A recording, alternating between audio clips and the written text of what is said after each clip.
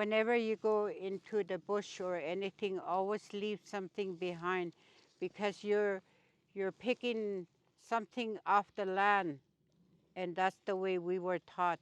But for me, my elders never really told me you got to do an offer back, but always talk to your land and everything that's around you, the animals when you go into the bush, that you're looking for something yourself.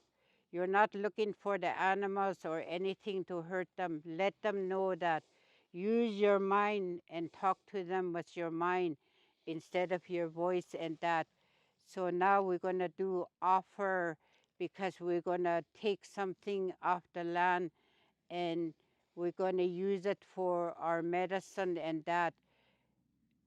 Everything you take off the land, you have to use it. You cannot waste it.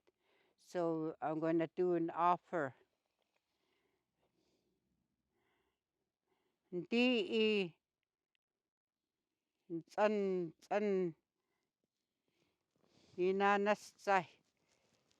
Antia and John at a tellish eat a tellish at one ding tsan inanasai.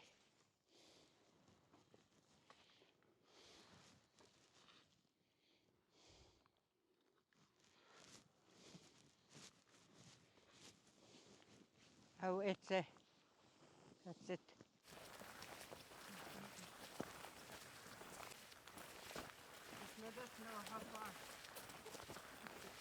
So this is buffalo berries, they call it. And also in English it's soap berries. In my language is lawas.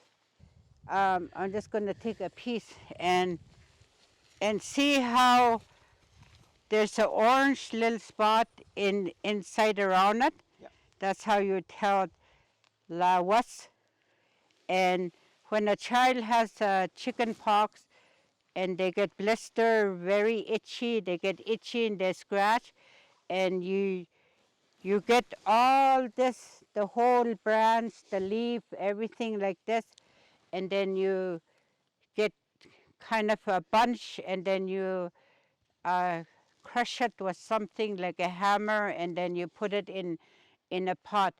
Always use a pot where you're gonna, when you're bathing, use a different pot. Like when drinking, when you're gonna make a tea, have a pot for that. So you have two different pots, because medicines are different. Like each of our medicine are very powerful, and you gotta believe in it to work. And when you handle it to make it, uh, you have to put your heart into it.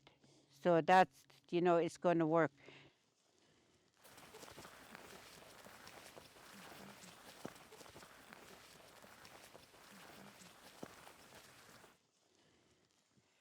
We call this in our language kani, nikanik berries.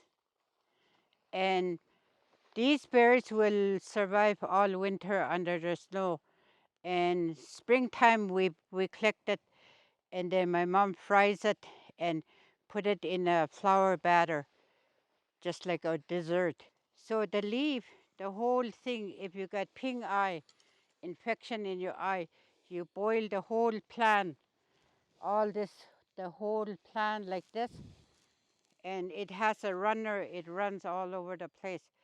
And you just pull them out and clean it and wash it and boil it and cool it down. When it's a little bit warm, start washing your eyes with it. Just kind of put it in your, make a cup with your hand and pour it in, and then put it on your eye. So that's nikanik ani, they call it. Yeah.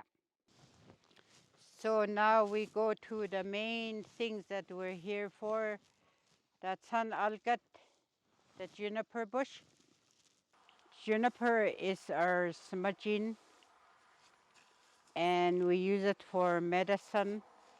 It has blueberries, and then it's really pitchy, and some they make jam out of it, jelly, and that. But I don't know how you could do that because they seem to be very pitchy in that. Yeah. And they make that into tea. They dry it, they pick it and they dry it and they make it into tea. So we'll just go over this way.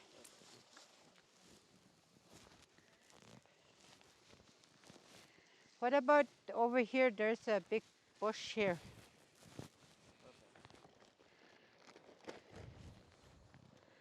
I always have to have my gloves. My gloves, they're pokey. And then I have my little clipper.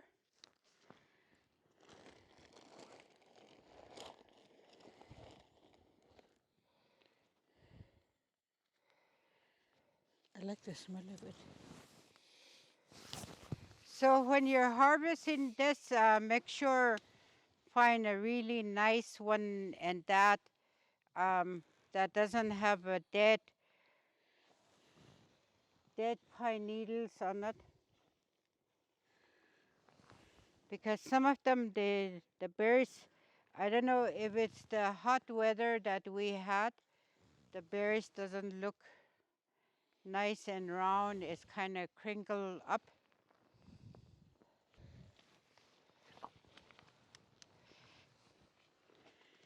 So I got this one here.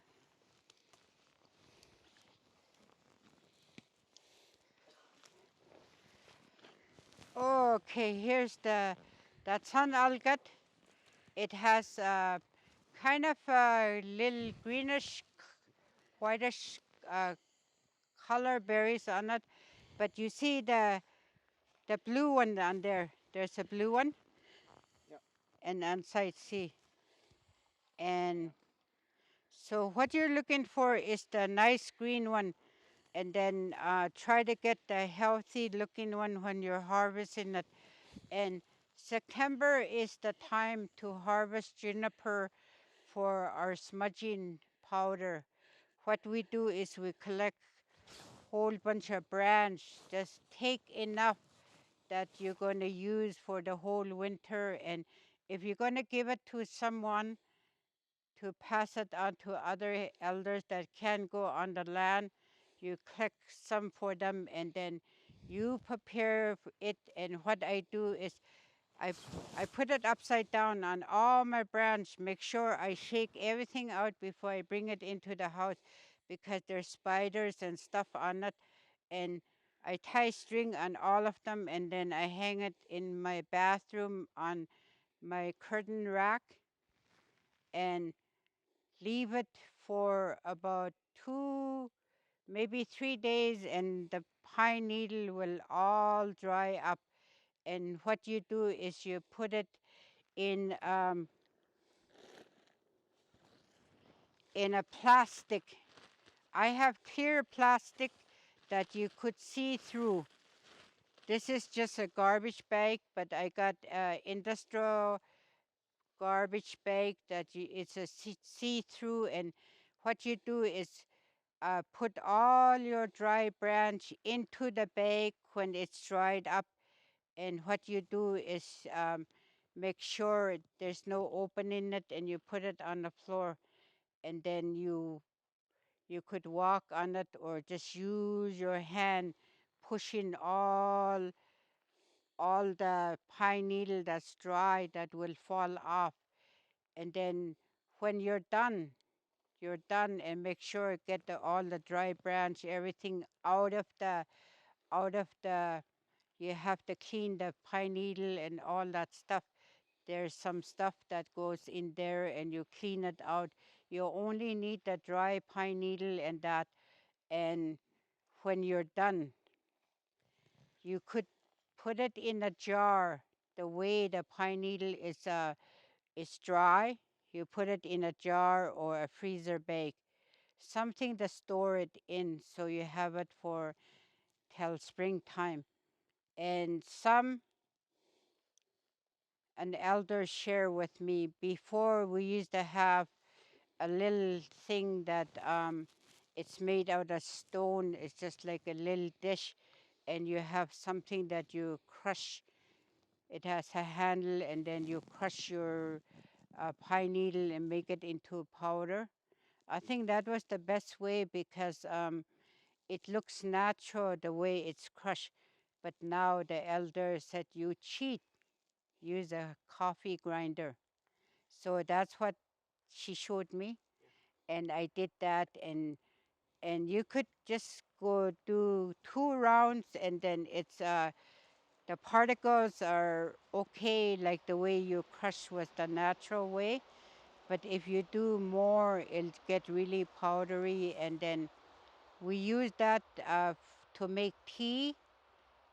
You get warm water, you boil, and then you could put it in your cup and then pour the warm water and kind of let it sip and stir it a bit, and then just drink the top of it or pour it in another cup. And they say you add a little bit of sugar to it, but I never tried it, and I should try that. And it's supposed to be really good, powerful medicine. And we also use the powder that we are Southern Carrier people. This is our smudging. We use that for smudging. So what we smudge ourselves from head to toe. And if you can't smudge your back, you ask somebody to do it for you. They'll sweep your back, everything, because they say that the bad energy is on top of your head. So what they do, you smudge, use your hand to get the smoke and just cleanse it back. Try to sweep everything down, down to the ground, and that. So they use this at the funeral. I've never seen juniper bush near a coffin or anything, but they said this is very powerful. But what we use is a different spruce. We don't have spruce. There's a spruce tree. We use the boughs that they lay out, cedar bough, spruce bough, firs bough. That's what they use to lay it out underneath the coffin or beside it. And that's what they use. And those things are very powerful too, because they live off the land. They came from the land, and they're around other animals and that. So they took that and they put that there because the person is going to start his journey. They put the boughs there to keep the spirit safe from other children and others that are wandering around where the body is laid. So that's what it is for. But also they say you make a bath water. Like if elder is in pain and that, it has something in it that's very powerful, that it will cleanse your whole system. We have pores in our body, so everything goes in there and it relaxes you and takes all the toxin, everything out of you when you lay in there bathing and that. So this is the one with the berries, and we have to find one with no berries. That one back there. Look at that saya. Yeah. Maslin daughter. Yeah.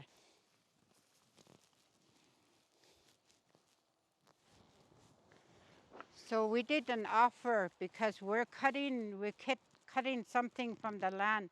So we did an offer, so it's okay for us there. So what you do is you look at this. You don't see no berries. So no berries. And I'm wearing gloves because it's really sharp and pokey and that. So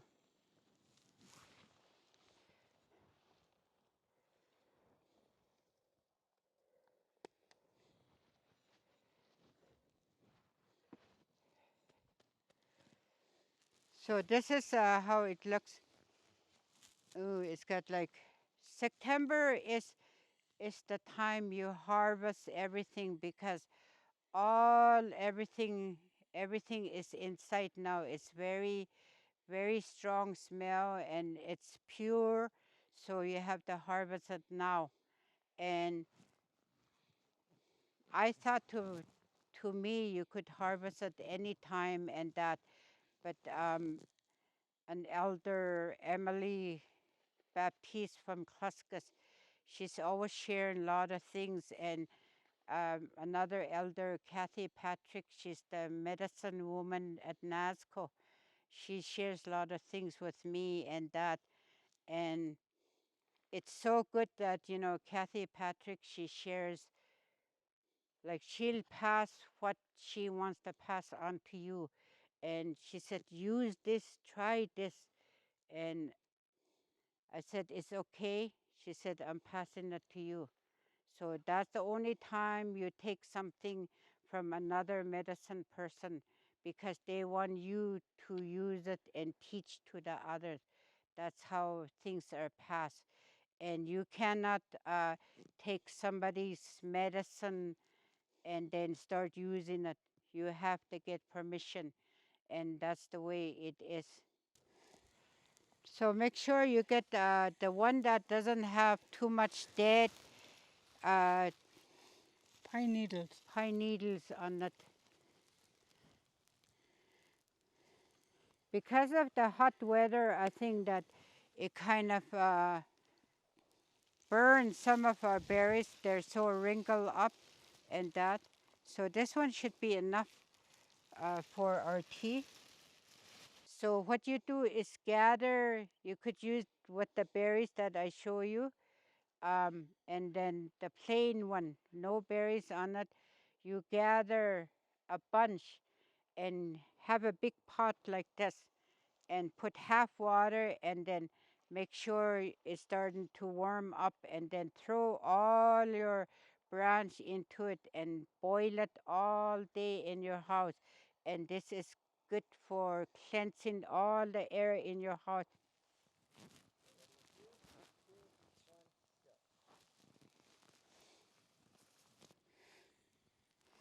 You know, when you work with medicine and that, like, look, this is pokey, and I go walk in there, I don't feel nothing in it because I'm connected to it.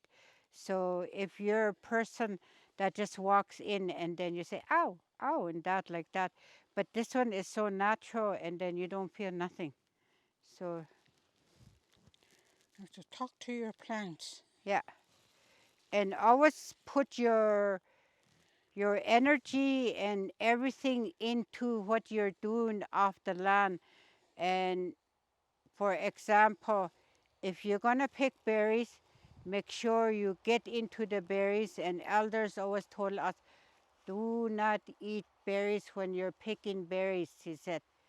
And if you start eating it, and you're not going to make enough berries. That's what they tell us. So, yeah. So there's a lot of teaching, you know, like picking, you know, just walk right into it, and then you don't feel nothing, you know. It's just you're connected to it, and that, and it's giving you connection, and then that's how it is.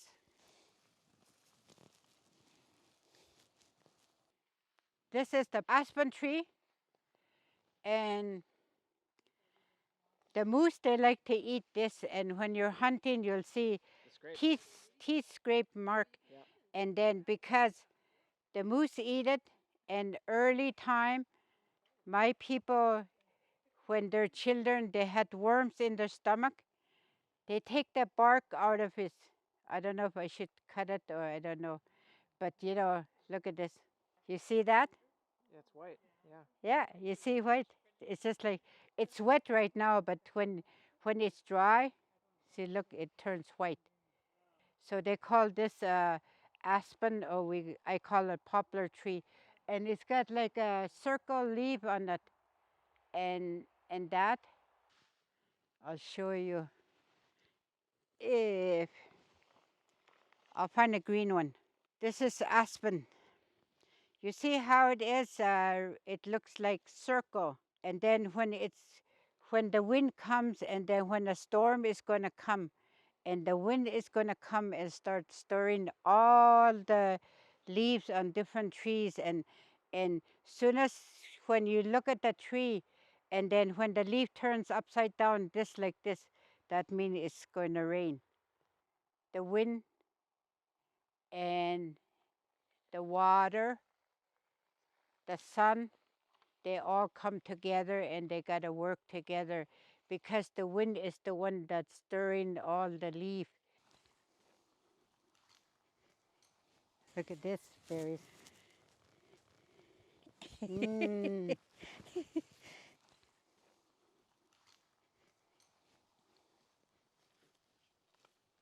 This is a jack pine tree here, and early spring when the poplar tree leaves come out and they unroll, that means it's to harvest the inside layer of a tree. Like what you do is you cut across and then down the side, and then you peel the bark off and you get a tin scraper and you scrape the sap, the thick sap off the jack pine, and then you eat it. And I remember when we go with my mom and dad into the bush, my dad's always doing that. And he would call, he would say, Ellie. And then I would run to him. And I go there, and then his scraper, he's got this. And that one, when you eat it, it tastes really sweet. It's just like milky thing. Yeah. It's really tasty, like sugar, right, Maureen? Yeah. And it cleans all your system, cleans you out. So that's a medicine too, Perfect. jack pine. Yeah.